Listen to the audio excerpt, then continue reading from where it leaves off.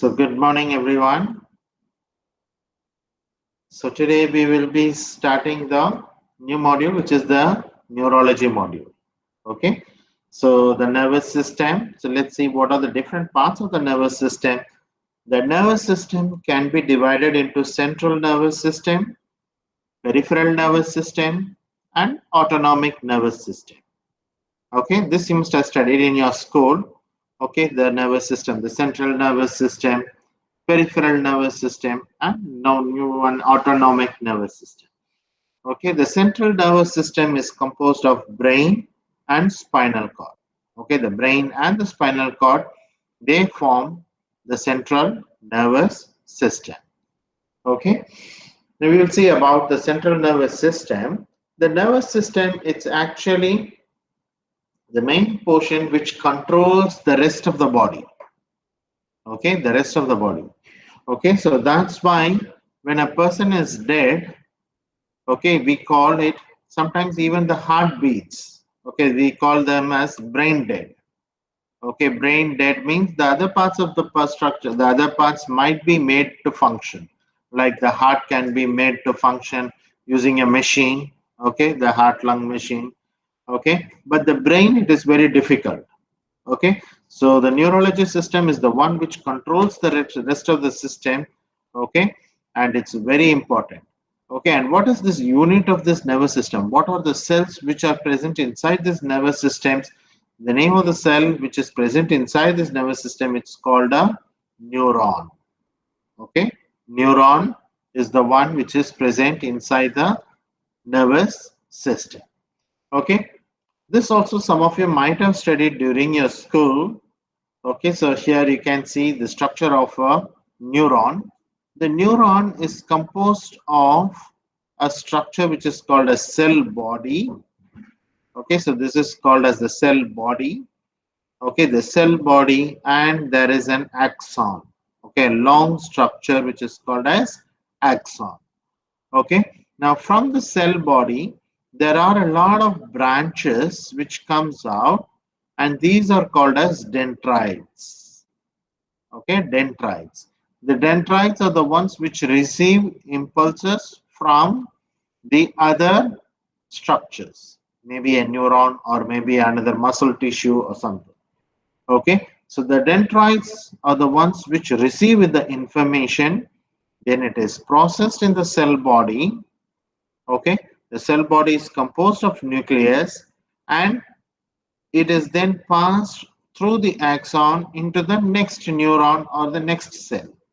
Okay, through the axons. Okay, now if you see the axon has got special covering. Okay, special covering. So this special covering is called as myelin sheath.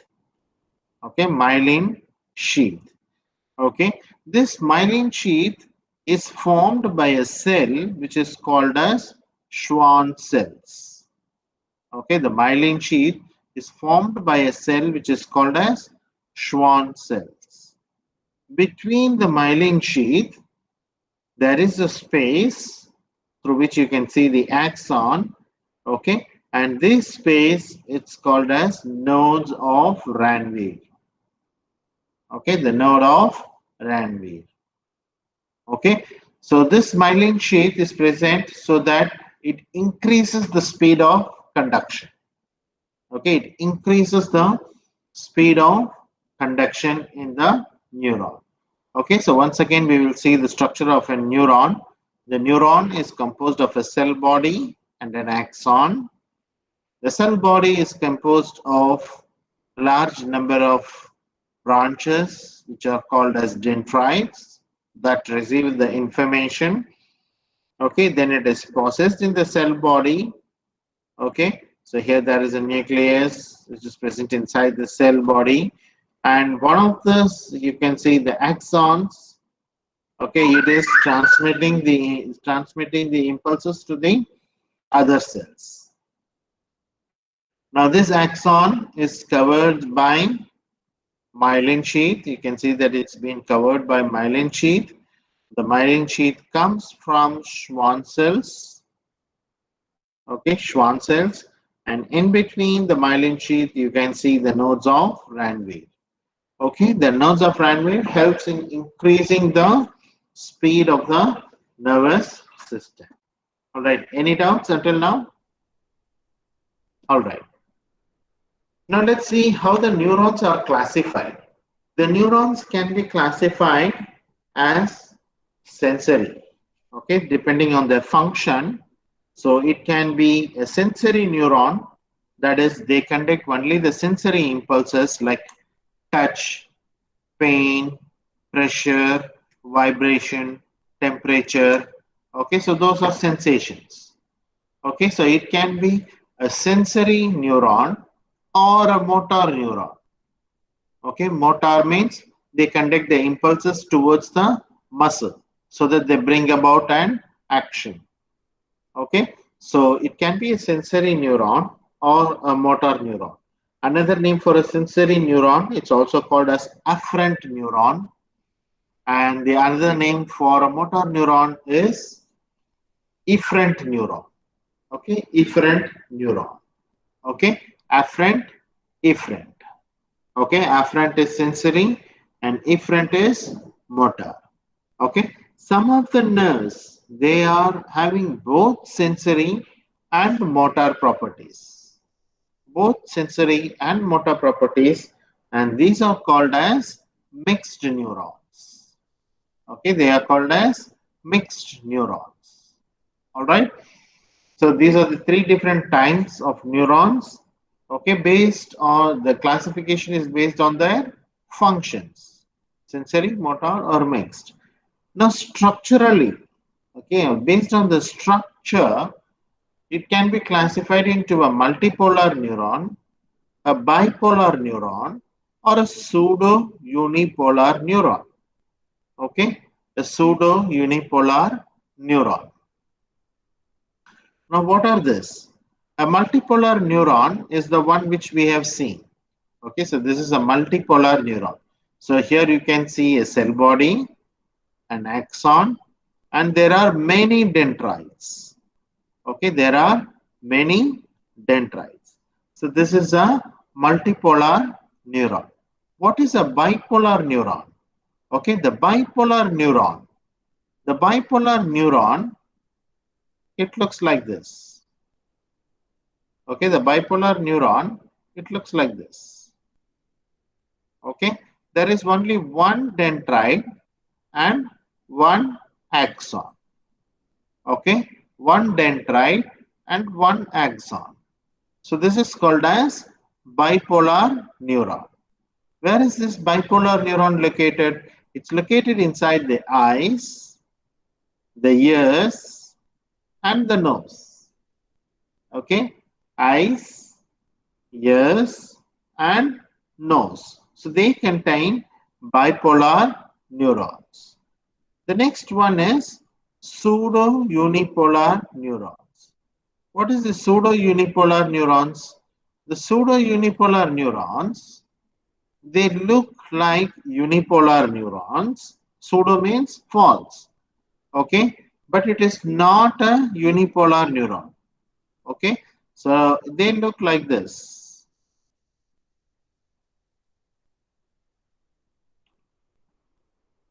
Okay, so they look like this. So here you can see it appears to have only one axon.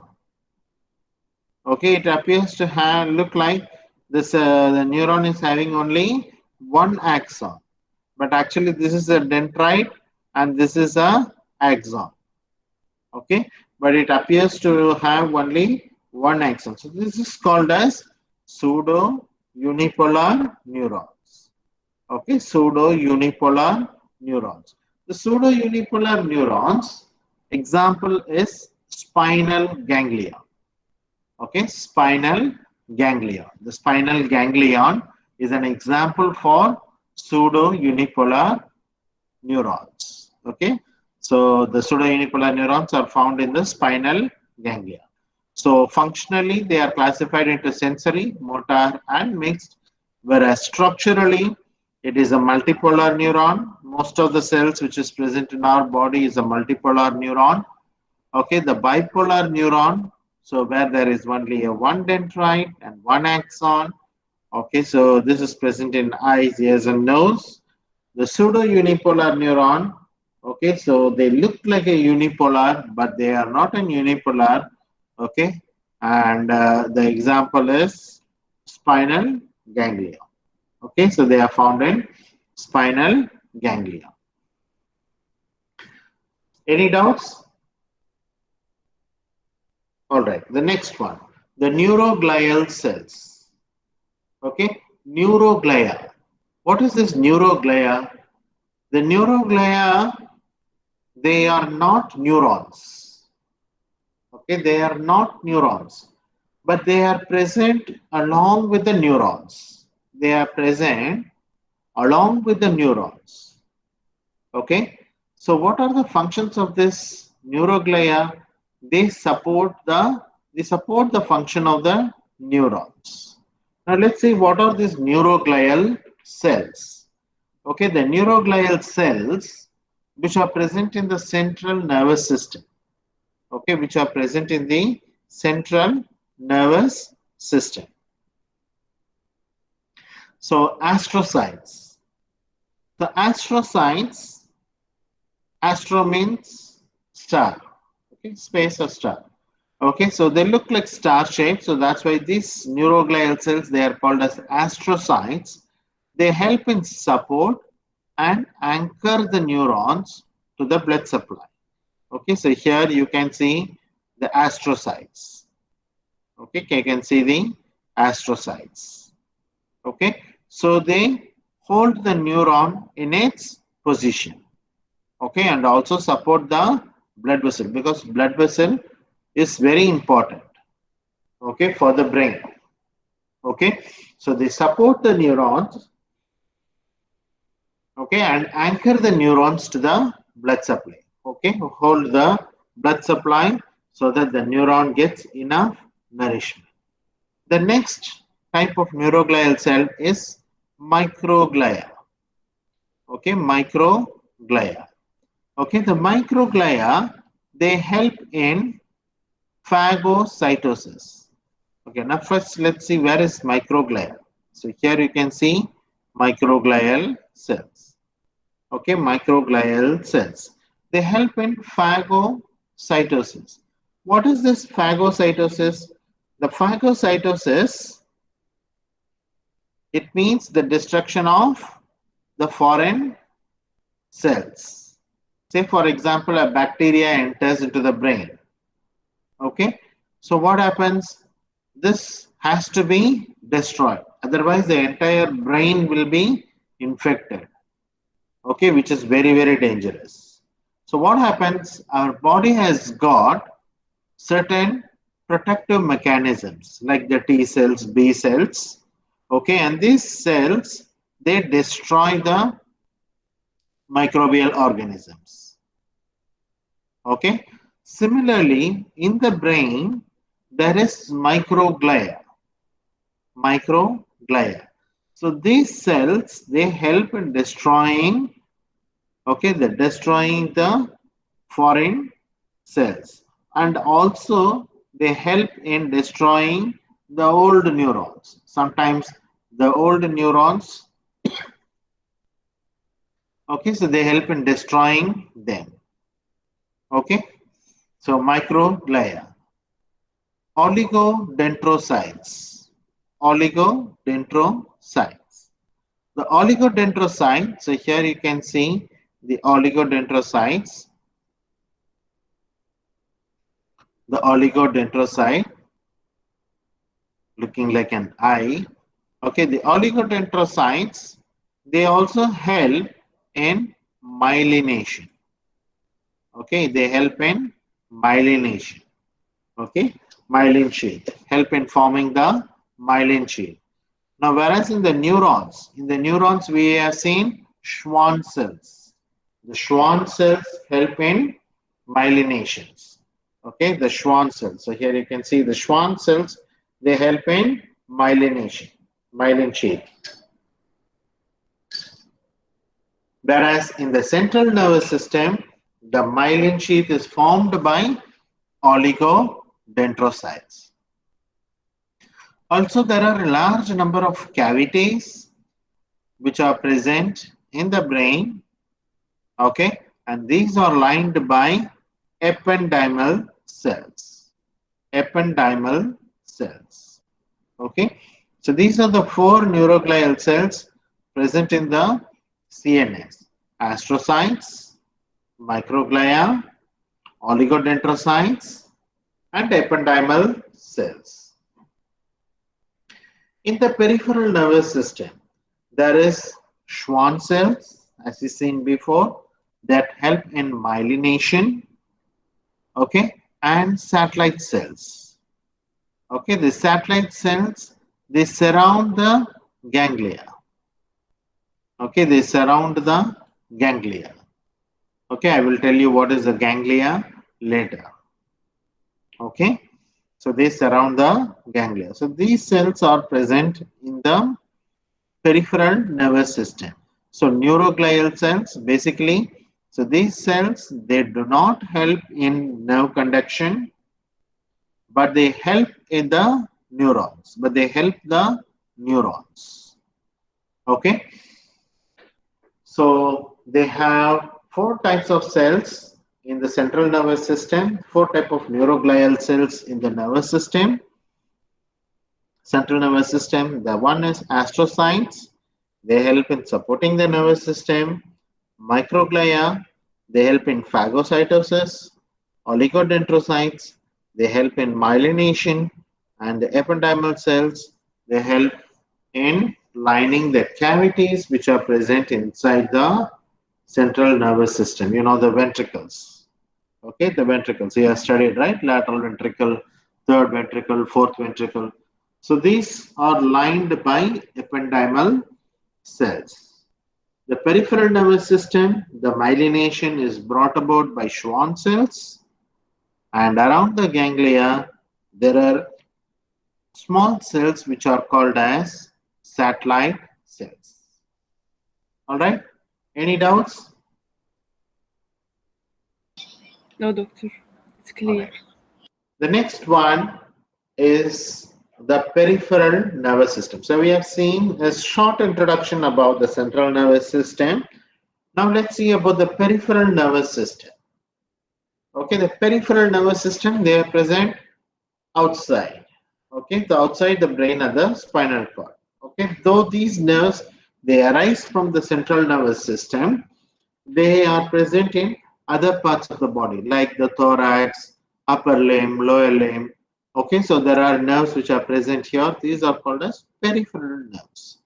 The peripheral nerves that origin from the spinal cord.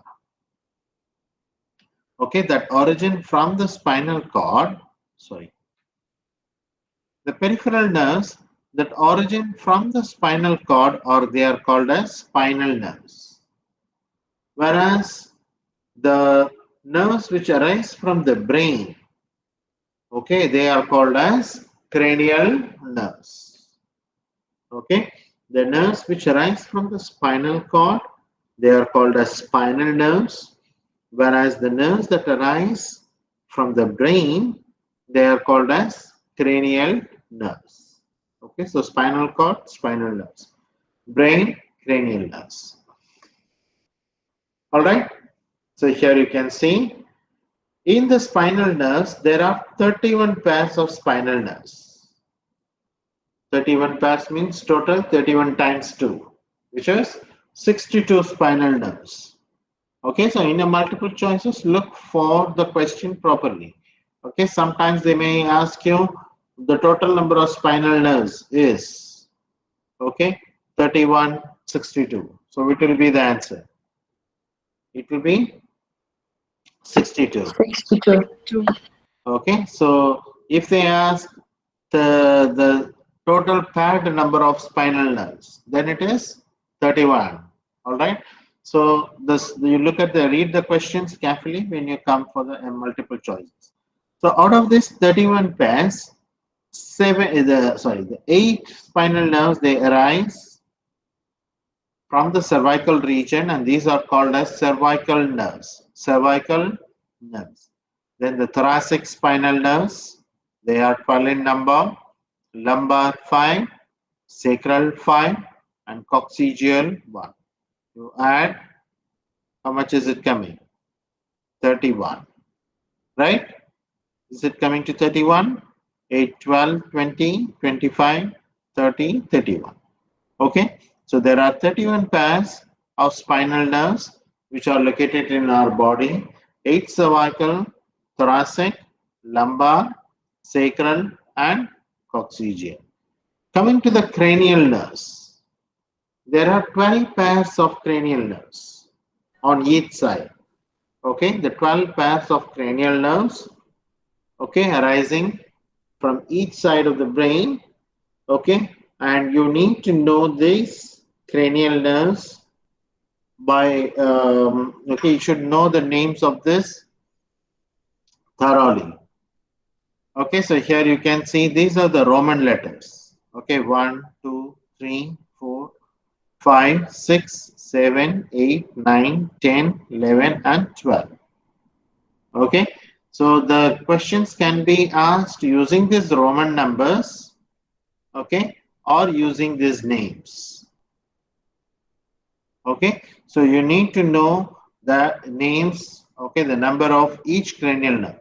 For example, the first cranial nerve is olfactory, second is optic, third cranial nerve is oculomotor, fourth cranial nerve is trochlear, fifth cranial nerve is trigeminal, sixth cranial nerve is abducent, seventh cranial nerve is facial, eighth is vestibulocochlear, ninth is glossopharyngeal, 10th is vagus, 11th is accessory nerve, and the 12th cranial nerve is the hypoglossal nerve.